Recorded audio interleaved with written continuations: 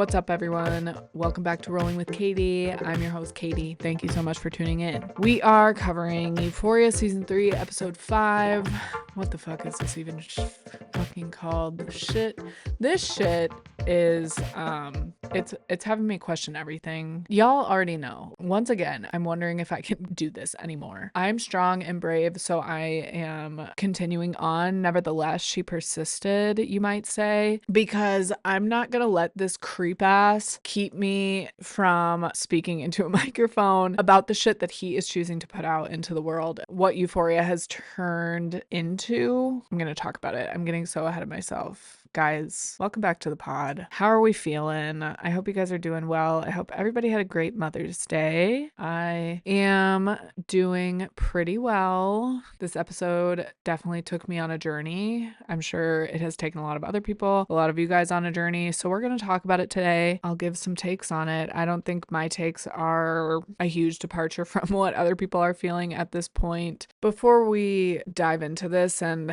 I'm really, once again, going to try to avoid taking a massive shit on this episode and this show and Sam Levinson as a creator, because that's not super fun to listen to. So I did just want to say, though, like, before we get into Euphoria, I did want to talk about some shows that I am really liking. I took a break from TV for a pretty long time. One of the most recent shows that I watched that I really, really loved was Overcompensating on Amazon Prime. Loved that show. Can't wait for season 2. Also, I watched Heartstopper. I'm just thinking, like, between when Michaela and I last recorded Popcorn Chats and up until now, generally speaking, during that time, I have not watched a ton of television. It's crazy because I used to love TV, and that was kind of my thing as far as the podcast was concerned. Michaela was the movie guru and I was the TV guru. But the past couple of years, I've just really been on my Family Guy, Rick and Morty grind, and just watching that to kind of mindlessly zone out. And that's really the only TV that I have been able to consume. And then movies on top of that. With Euphoria coming back and House of the Dragon coming back this June, I'm starting to get back into TV. Been rewatching House of the Dragon, I already mentioned that. Watching Euphoria and then getting back into House of the Dragon and some other stuff, it's really showed me the importance of writers' rooms. That's a huge takeaway. Sam Levinson is writing this shit by himself, which is all the more concerning why he feels the need to be having characters say the N-word in these scripts, slurs for trans people. Again, I've talked about the lesbian stereotypes that he's been evoking. Like, there's so many problematic things that truly just a writer's room would. Hey, guys, sorry, my cats. They're interacting more. My eldest, Royce, sometimes raises hands at our baby Pluto. So we're gonna have to keep an eye on that. Please keep your paws off your brother. Happy Mother's Day, y'all. Parenting is no joke. What was I even saying? I think a writer's room could have really helped this season, A, be less problematic, but also B, like, flow better and make more sense. It's very clear to me that no one is saying no. There's nobody questioning anything. I think that is a symptom of when a show, especially a show written and directed and created by a man, I say in quotes because we all know he stole a lot of shit from people. But I think when a show reaches a certain level of success, people just go with it and stop questioning it and really just say, like, fuck it, we have the budget, let's do whatever. I had that thought kind of consistently through my watching of this episode. But another great show, along with House of the Dragon, that also had a writer's room that is really good writing. I'm super late getting on the bandwagon of it, but I've been watching Hacks on HBO. I'm only through 2 episodes, but I've had it on in the background while I've been working, and it is so refreshing. I love funny women, love shows like Broad City, and this is kind of reminiscent of that. I think I'm gonna love it just like everybody else does. Yeah, really vibing with that lately. So it does suck that Euphoria has become what it is. It is what it is, and we're going to cover it and talk about it because that's what we do here, if you weren't aware. Royce, I know you have a lot to say. Guys, Royce is like an evangelical Christian, but he's also a gay man, so he has a lot of thoughts and feelings about this show. Can you stop? This is my show. If you want to be a guest, you should have said that. Okay, guys, let's get into it. The first 10 minutes of this episode was the height of my, like, okay, I can't do this shit anymore. Fully, what the fuck?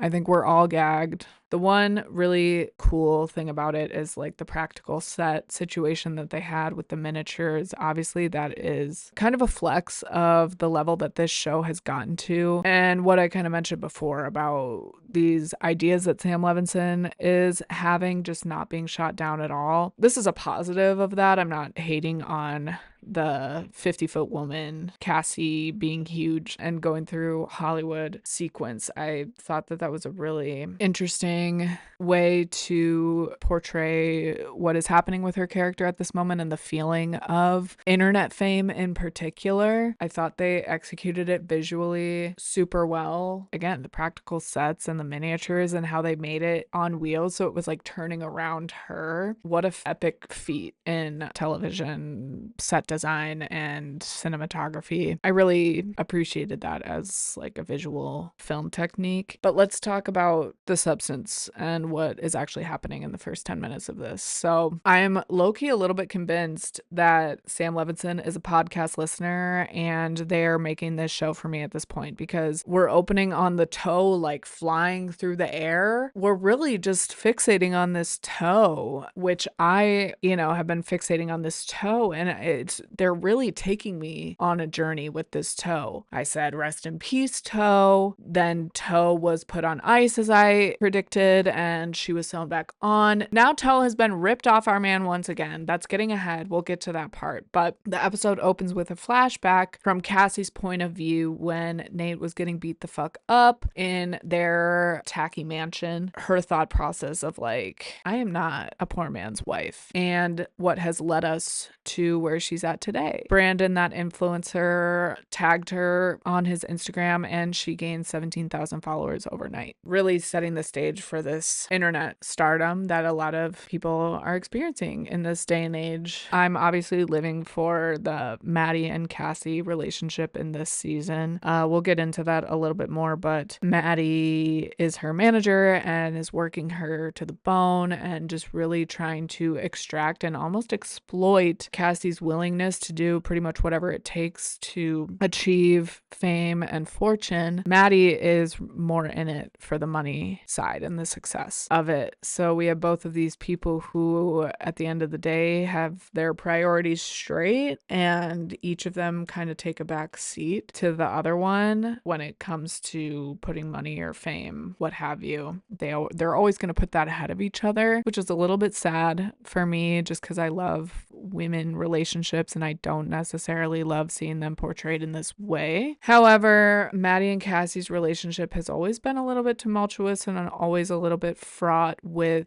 external influences really amplifying the toxicity that exists between the two of them. And I think we're just seeing that now in a new adult version of their relationship. So yeah, she's doing some very interesting ASMR. She's doing personalized content for nasty wasty men. The way that men throw their money away is mind-blowing to me. Not to go on a whole tangent, but if women had apps where they could bet on like Drag Race or fucking Secret Lives of Mormon Wives, we would get our bank accounts taken away from us. Like the way that men just throw their money away on porn, on OnlyFans, girls, I think it's more common than we think. Girl, if you are with a man romantically, check in on that because as was said in this episode, OnlyFans made $7 billion and Hollywood made $8 billion. But we all know that OnlyFans is a huge market nowadays. They have people fucking subscribing. So check your man's phone, girl. Anyways, okay. Sydney Sweeney through this character is pretty much doing anything on camera as well. It's just the dichotomy between Cassie as a character and Sydney Sweeney as an actor and a person, this celebrity figure who's incredibly prominent in our culture and over the past couple years has become really polarizing. It's hard for me to even put in the words all of the feelings that have been evoked for me and everybody else this season watching this actress in particular play this character in particular. Let's look and see how much money she made on this episode episode alone. We'll see if this info is available. Okay, Sydney Sweeney is reported to have earned approximately $800,000 per episode for the 3rd season of Euphoria. How much did Zendaya get? $1 million.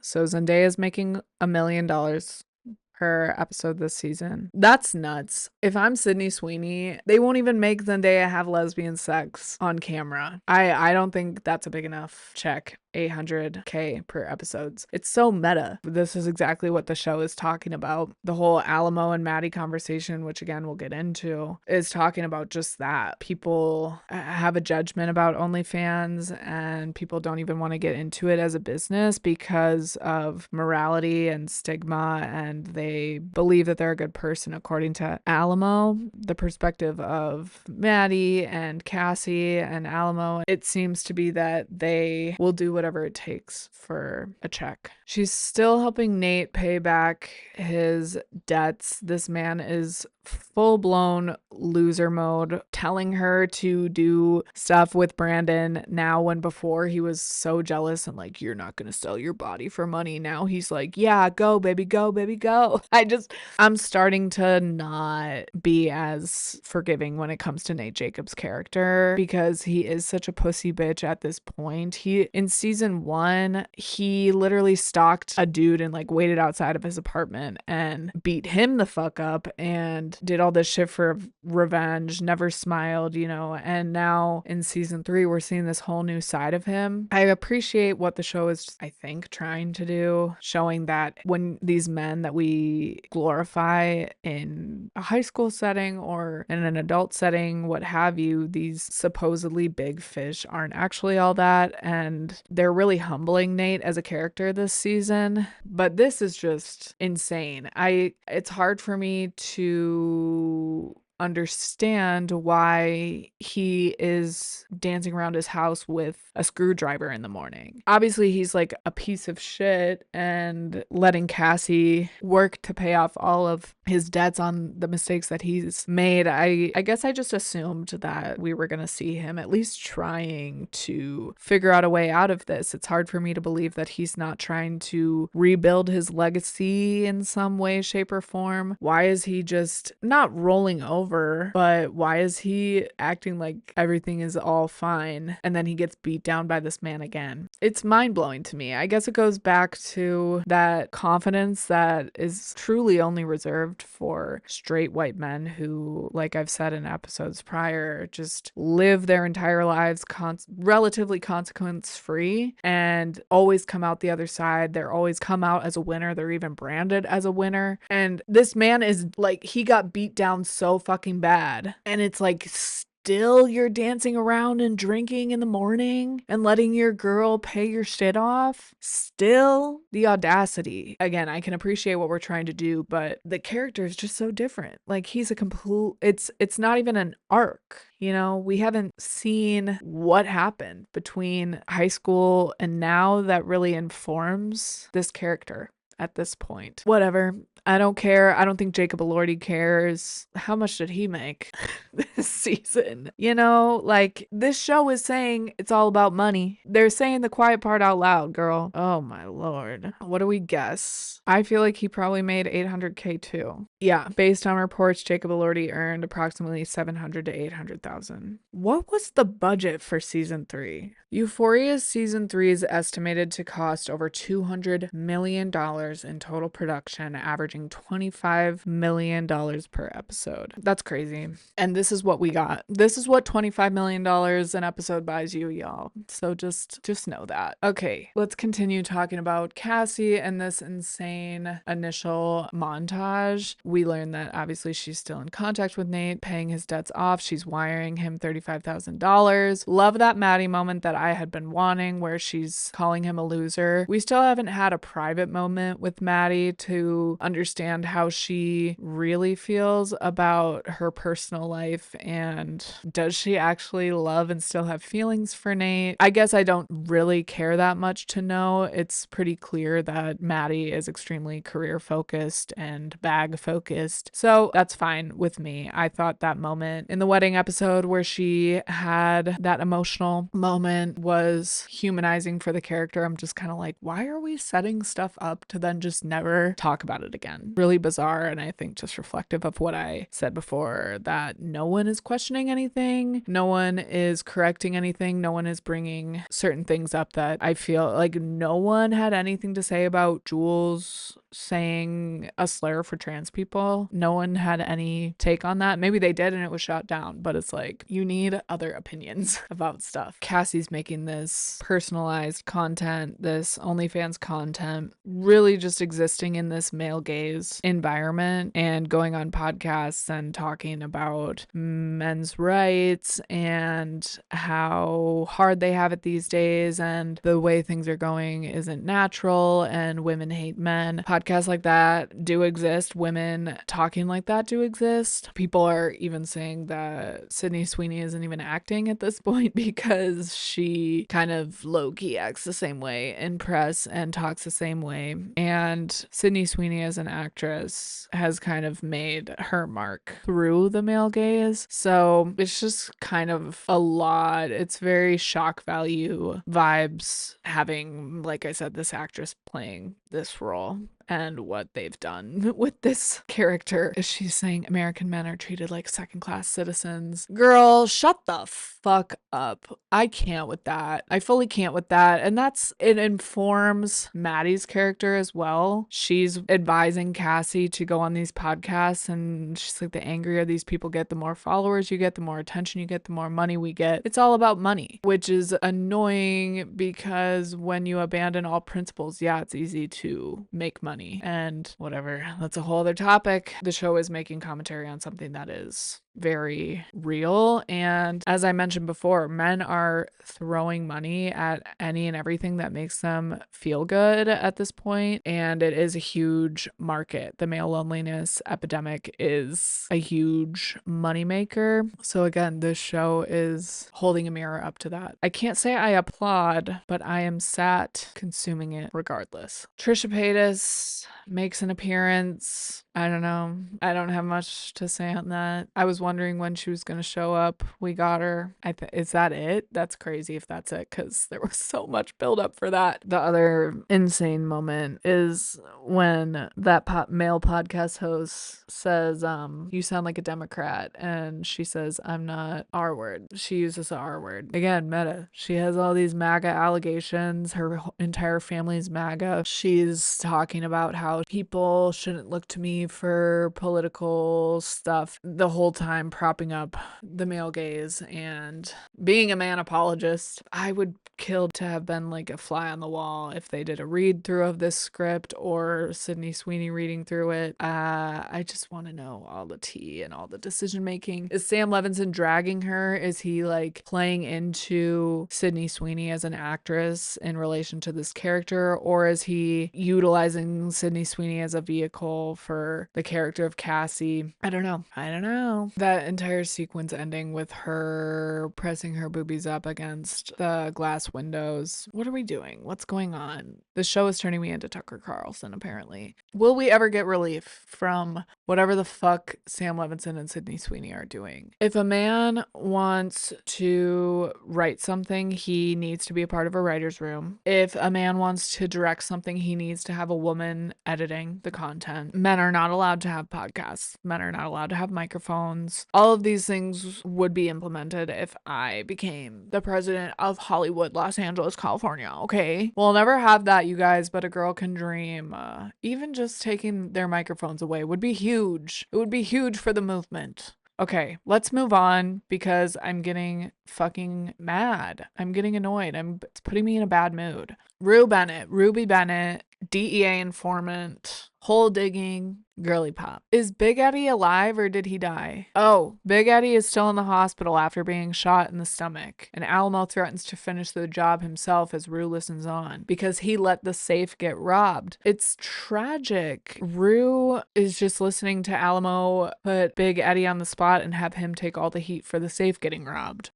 Oops. Okay, so it's way later. I had to take a little recording break. So if you're watching, the lighting has probably changed drastically. LYLAS. Roll with it. We're rolling with it. Okay, so where did I leave off? That robbery happened. Rue is struggling to maintain her cool, so to speak. Things are slipping through the cracks. She forgot that she tried to frame Magic with the drugs. Magic found the drugs and then revealed to Alamo that she was there during the robbery, and shit is just spinning out of control, and Rue isn't able to keep everything straight, understandably. Alamo is like becoming more paranoid and crazy, I feel like, as time is going on. He's talking to himself a lot more. He attacks that guy at the beginning for getting him the wrong pants. He takes it as like a personal attack on his masculinity just because his employee bought him too small of pants. I think Alamo is suffering from tiny man syndrome, even though he's claiming that he's 6'3". I saw an interesting theory on TikTok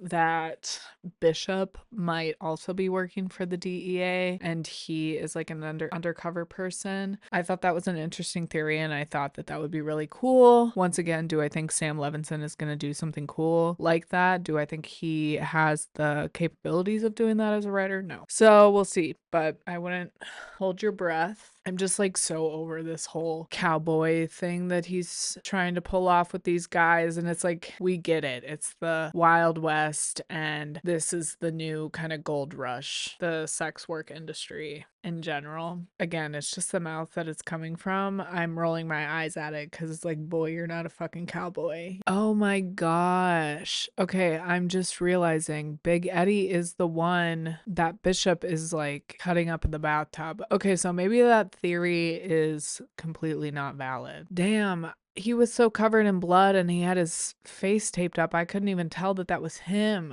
But now I'm reading right here. We cut to Bishop entering a plastic covered bathroom with his saw where Big Eddie is bound and gagged, screaming for his life. Bro, so they cut him up because he let the robbery happen? These are not good people. Rue needs to get out while she still can, I think. Is she even still with us at this point? We'll get there, y'all. I don't want to spend too long on this, but it is insane how much Sam Levinson is making people of color say the N-word. Just the language, it sounds like an out of touch white person wrote it. It's just upsetting watching, again, like a trans woman say that slur, and then everything else that's playing out on screen is just so icky and so like trauma porny, and it's not really representation when it's just shoving trauma and like shittiness down people's throats. Yeah, Royce agrees, y'all. Rue is somewhat valuable to Alamo, thankfully. I think that's what's keeping her alive somewhat at this point. Her knowledge of Lori helps her with the continuation of this feud. They need her. But again, Alamo is becoming super paranoid, and these long ass monologues where he's like, big man, strong man, like, I'm nobody's bitch. It's like, okay,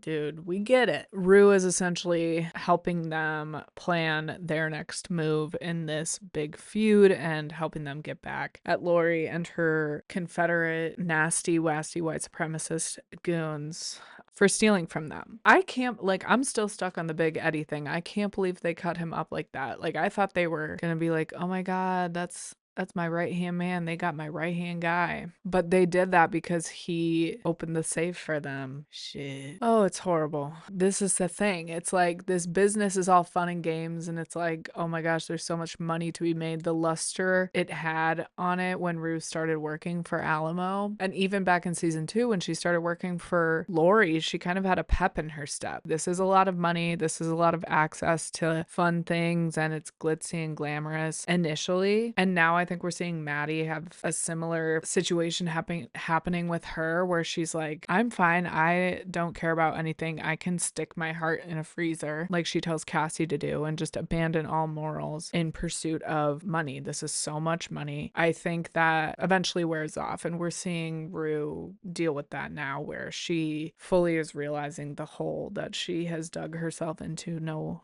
pun intended. She's in deep shit, obviously with the DEA, but I think even without that whole situation, she would still be realizing, and I think she was before the DEA got involved, realizing that like this isn't the best situation and these people are dangerous and doing bad things. I don't know, I don't want to get too far ahead of myself, but that conversation with Rue and Jules, when Jules is like being weird and jealous and Rue is talking about Angel, her previous relationship, and like, yeah, I actually had to take her to rehab. So is Rue aware that like Angel's dead? Like something really bad happened to her? I thought she knew that. We had that moment, I think, last episode when the girls were talking about her. We had that close up on Rue's face. It seemed like she was dealing with the guilt of that. We've seen glimpses of Rue dealing with the reality of what she's actually done. You know, she is selling drugs that kill people. What she's doing for Alamo and what she was doing for Lori, it like results in bad things happening to people. And this girl that she had a relationship with, she's just so like blasé about it. What is that serving? What are we trying to do with the character at this point? Because I'm kind of with Jules. Like, what does Rue want with Jules? Is we don't get to see these moments where she sits around and acts like she wants to say something but never says anything. Like, we don't even get to see those moments. We have no idea what Rue actually wants from Jules. She admits that she finds her very attractive, but I'm just like, how does anybody feel about anything? Or is everybody just emotionally fucking catatonic like Sam Levinson is? Probably that. Okay, Rue smartly gets that dumbass man Wayne, one of Lori's Goonies. Rue gets him to admit and incriminate himself and therefore Lori over the phone with the DEA. So thank goodness for that. We're moving in the right direction. But once again, this episode ends with Rue in a very life-threatening situation.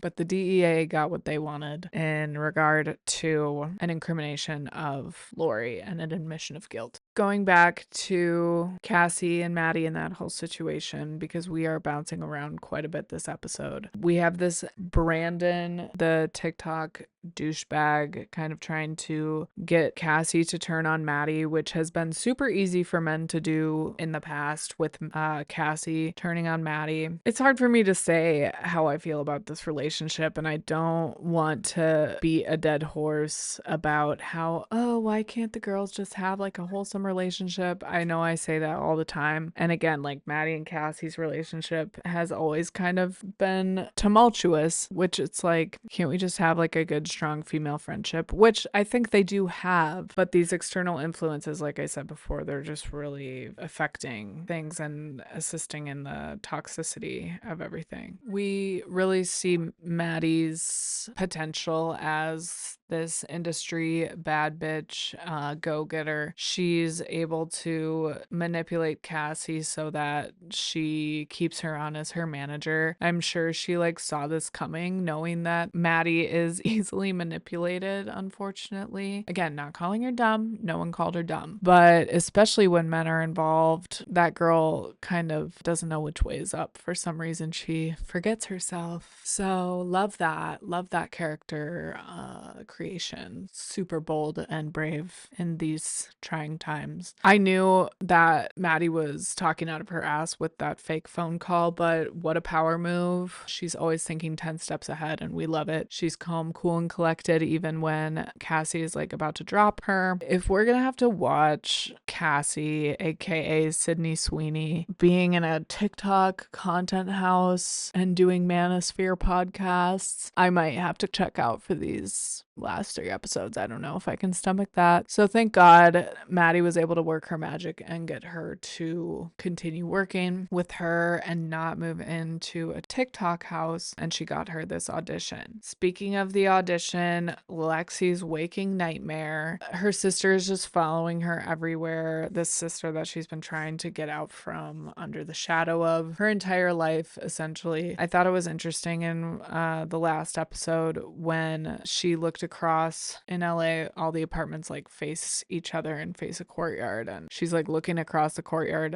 into Cassie's apartment because she moved into the same building as her, and she's having her pictures taken and the flash is going off, and Lexi knows what she's doing and she disapproves. And it reminded me of season 1 when Cassie is taking naked pictures in high school in their shared bedroom and Lexi is just trying to sleep. She can't escape her sister no matter how hard she tries. They're going to be working on the same show together, so we love that. Still not Lexi's biggest fan. I don't know what it is. She's just such a hater and she has a stick up her ass. And she's not wrong when she says that Cassie's super narcissistic. Like, she's not wrong. Cassie, that moment when she decides to put her maiden name Howard on the audition sheet, I was hoping that she would just put Cassie. I was like, ooh, that would be such a bad bitch moment, but that's not this character. That's not Sam Levinson. So boo. But it would arguably be better if she just became Cassie. You know, like that's her reclaiming. That's called an arc. That's called character development. That's called things happen in a person's life and then they change because of it. They're not just, I don't know, an inflatable sex doll floating through time and space. What a concept. I know, it's crazy. What the fuck do I know? I don't have $25 million an episode to spend. Guys, oh my gosh. Let's center ourselves. Deep breath in, deep breath out. Okay. She hasn't put Howard because she's like reclaiming her identity or anything like that. She's doing it because in this moment, what she wants and using the name Howard versus Jacobs gives her more leverage. It gives her an advantage. It helps her move towards what she wants. It benefits her the most because of Lexi and her association with Lexi. So going back to that conversation now between Rue and Jules, now that we're here in the episode timeline, I'm just over it. So we're seeing that Rue's boxers are being left at this man's apartment. Like, that was teased in the promo. So I'm like thinking something might happen. We have this very sexually charged scene between Rue and Jules, and cut to Jules moaning, and we think that it's her and Rue having sex, but no, of course, it's some old fucking man aggressively fucking her. And then being the world's biggest douchebag, disgusting behavior, which gives us,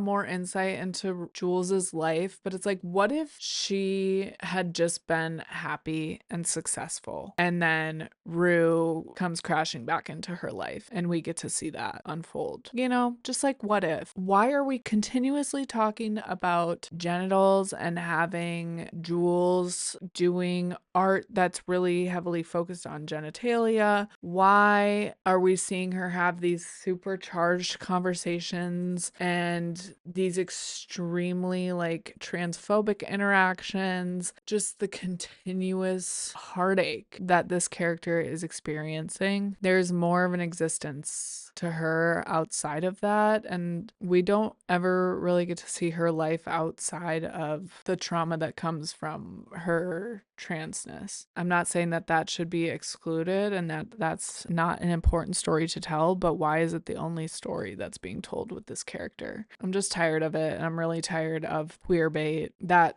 cut like made me really, really fucking upset. It's hard to put into words, and it feels stupid to be so upset over that, but like, what a gut punch, you know, to set that up and then have like a gotcha. Actually, it's her sugar daddy. You stupid bitch. You stupid lesbian bitch. You thought that you were gonna get some representation, some cute girl on girl content? No. Here's an old man. Like, I'm done. I'm gonna stop watching. Like, it's not worth it. Ugh, gross. Him like throwing Rue's boxers into her face and being like, I give you a lot of freedom. Yeah, bitch, it's a free country. And I like you, but I love my family. Just nasty, wasty behavior, disgusting, gross man. I'm not tuning in for any of this bullshit. This doesn't make me want to keep watching every week. Yucky for the sake of being yucky, and I'm over it. I already talked about Nate, but rest in peace, Toe, again. I can't believe the journey that this Toe has been on with this man. And now his ring finger chopped the fuck off, just like Cassie is acting like this marriage didn't even happen. Very symbolic that his ring finger and wedding ring were chopped off of him. I am like, if we get another episode where he is just la-di-da, not paying off any of this debt and not doing anything to try, I will be flabbergasted. This has got to be the second limb being removed from his body should be a wake-up call. If not this, I don't know what it's gonna take, baby. You must want to be chopped up by a weed whacker, I guess. I don't know. Maybe you should jump in there. You're telling Cassie to make erotic content with Brandon, which no judgment. Hashtag cuck life. Good for him. Saying that this is a departure from season 1 Nate Jacobs is an understatement. It's a departure from earlier this season Nate Jacobs, like I said, when he was like, you're not gonna, I can't believe you would sell your body for flowers. Granted, his situation has gotten a lot worse. Things have gotten violent. He's lost limbs, so he's like, yeah, girl, get it. I just can't believe he's not even gonna DoorDash. He's not even gonna try. He could rob a bank. Why isn't he plotting and doing something? What happened to the guy that stalked a man and snuck into his apartment in season 1? That wasn't even a really bad problem. This is a huge problem. He's not doing anything. He's drinking screwdrivers and dancing around. Supposed to be a winner, and this season he's just not winning. We're seeing him constantly get beat down, beat down, beat down over and over again. He had that really tumultuous, tragic court hearing that didn't go his way, so maybe that's why he's drinking all the time and kind of like giving up. I don't know. I'm interested to see what happens with him and where it goes, but it's just like, ugh, I hope he doesn't like get violent. I hope he doesn't go on a murder spree like some men tend to do when they feel entitled like Nate does, but then continuously get beaten down by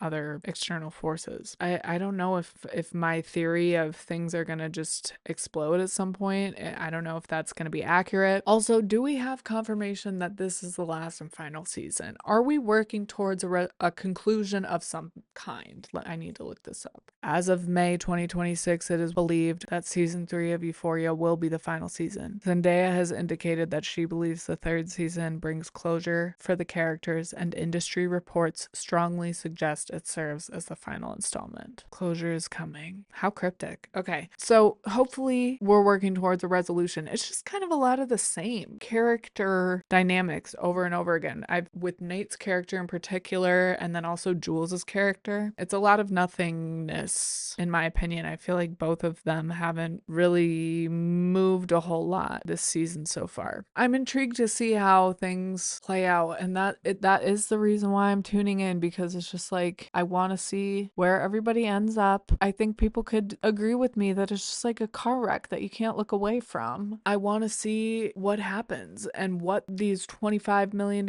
episodes are looking like. But goddamn, it's pretty all over the place. So let's talk about Rue and Maddie at the diner. Love this cute moment. Love that they're just out getting dinner together. Love that they're friends. I never clocked really that Rue is this person that doesn't let people get close to her, because I do feel like she has a lot of friends surrounding her. We've seen her have these very close relationships with people like Jules and Lexi, Fez, and Elliot. Ew. And her sister. So these strays that she's catching this episode where Jules is like, I can't imagine you getting that close to somebody, and Maddie saying to Alamo when he asks if they're close, that she's like, well, as close as you can be to somebody like that, or something. Like, I just thought that was interesting that she's being talked about in this episode. Like, you know, she doesn't tell, I mean, she is not truthful and she's not trustworthy. So I guess I get that a little bit. Weird that it was mentioned twice in this episode. Also thought it was random and weird that they suddenly started talking about God. Maddie talking about equanimity, her life philosophy that everything kind of is equal in its own way. Talking about Jesus and how he's coming, girl, get ready. And Rue's whole faith journey. The show hasn't touched on that a whole lot, so we brought it up again this episode. Kind of random. And then Alamo and his crew show up and things get very tense. This is a moment I wasn't expecting, to be honest. I was not expecting for Rue's kind of double life to have a crossover like this, especially with Maddie of all people. Who would have thought? And immediately we're scared for Rue, but I was really nervous for Maddie, especially when Alamo is kind of looking at her like she's something to eat and taking an interest in her and saying to Rue, like, why would you hide her from me? Again, it's a woman in a dangerous situation who just seems to have not a care in the world. And even Rue giving her that out, like, hey, don't you have somewhere to be? And Maddie's like, no, I want my fucking milkshake. With this character, Maddie is somebody that can hold her own, and I kind of like what this sequence and this unlikely pairing with Maddie and Alamo, what it does. Definitely got my heart racing and flipped my expectations on its head and kind of showed me like, hey, you're nervous for Maddie, but she can really hold her own and go toe to toe with any man, even a scary ass man like Alamo. Similarly to Jules and the Ellis conversation back in episode 2 or 3, when Ellis is kind of trying to catch her off guard, this conversation had me feeling similarly, whereas Jules was able to hold her own, Maddie's able to do the same and still stay like 1 or 2 steps ahead of Alamo. And their banter and conversation is charming, even though it is loaded with some concerning things, and I'm definitely worried for Maddie's safety. Cannot believe that she gets into a car with him. Obviously she's driving, but it's just like, really? She knows that this man runs strip clubs. I guess she trusts Rue to an extent. I cannot believe the lack of self-preservation that a lot of women in this show have. And again, it's like, where's the writer's room? That takes me out of it, that she is not the least bit wary about being in a car alone with this guy, being left alone with him when Rue is clearly trying to tell her like, hey girl, get going. That being said, I do like the way that this raises the stakes, and it will be interesting to see what happens now that Maddie is going to be working with Magic and Kitty, especially if Kitty was trafficked. Gonna get really hairy for Maddie. So I think Alamo is kind of a character that represents the devil a little bit, and they're going into the Silver Slipper and it's that wide shot and the arrows are pointing into it. He opens the door for her and it literally looks like she's following the devil into hell. She's gonna get what she's been wanting and saying that she's willing to do anything for that bag, for that money, for the life that she has always wanted. Since she was a kid, she knew exactly who she wanted to be and who she was and the life that she wanted for herself, and she's still in pursuit of that in her adulthood. And this unlikely alliance between the two of them and this partnership,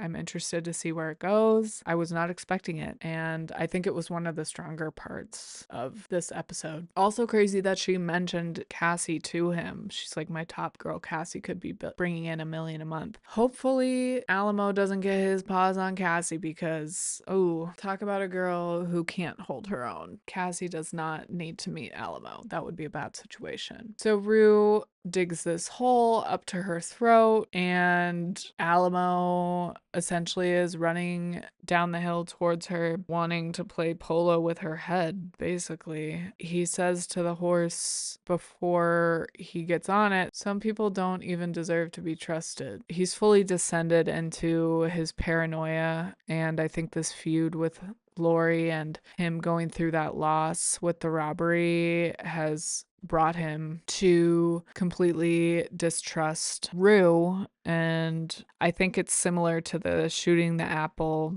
on Rue's head, kind of seeing if God will protect her or not and leaving it up to fate. It's hard for me to fathom how she survived the polo attack. Of course, the episode leaves us on a cliffhanger by cutting straight to black. We do have 3 episodes left, so it would be crazy if Rue isn't a part of those episodes. I don't think she's dead, but maybe this show, it's consistently shocking to say the least. I think that's by design, leaning into shock value, and I think that's another reason why me and other people keep tuning in, is just to see what the hell is going to happen this time. Especially after this episode, it was shocking, it was jarring, the introduction with Cassie. Like, it's just the grotesqueness of his toe getting ripped off again and his ring finger getting chopped off. It's all shocking and jarring and yucky and a lot. So we forge on, y'all. Next week we will be covering episode 6. 3 episodes left. We can do it. We're going to talk about it. Last thing I want to say, because I forgot to talk about it last week, Faye's lips giving her away is hilarious. That's it. Yeah. No, that is genius that her lips gave her away, and that is so fucking funny. Okay, now that's officially it. Thank you so much for listening. All my social media and stuff will be in the description of this episode, and we will talk next week. LYLAS.